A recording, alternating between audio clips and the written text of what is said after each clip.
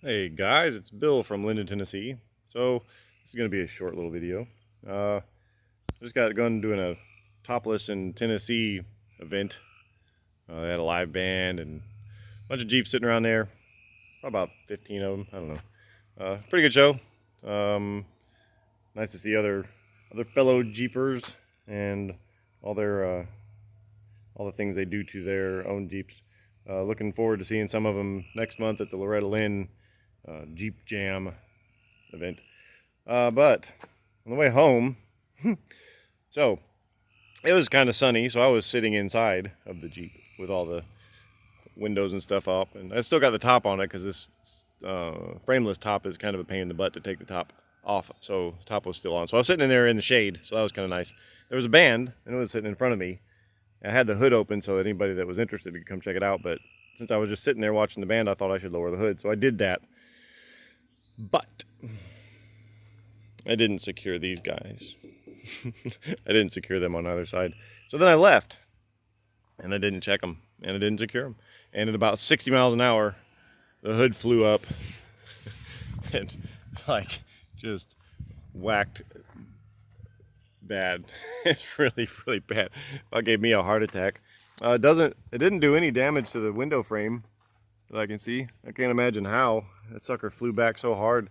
I pulled over on the side of the road and had the hood open, was just whacking it hard with the back of my, the palm of my hand to get it straight enough, because at the time this was like, and it wouldn't latch. So I had to do something. So I went up under there and whacked it really hard. So I guess I need another hood now, or bonnet if you're British, and a windshield. I needed a new windshield anyway, and this hood had a kind of a big dent right there anyway. So if I was to ever get this painted, that would have been an issue.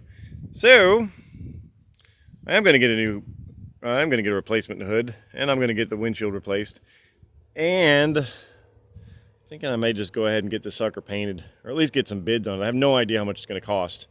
Probably a lot. It's going to take longer to tape everything off like than it is to actually paint it. There's not a whole lot of real estate on a Jeep, but yeah. So I think that's what's going to happen. I'll get the windshield replaced sooner rather than later, and get on Marketplace and see if I can find a replacement hood, and call some local auto body shops and see what they think, and then I'll go ahead and do that. There's a place in Columbia, Tennessee that does wraps, so maybe I can give them a call too, see what they do. These are all things I wanted to do anyway, and sometimes life makes decisions for you. But in other news, well, not really news, but in other progress, so this is my charge port normally, J1772, so you got to have a special connector for that. What I'd like to do is have the ability to just plug this thing into 110 volts anytime I want to, and that's what that little extension cord there is. I never have hooked it up because I always, I wanted to kind of a sort of a stealthy, cool connection. I didn't want to just put a plug right there because it looked weird, because it's a male plug.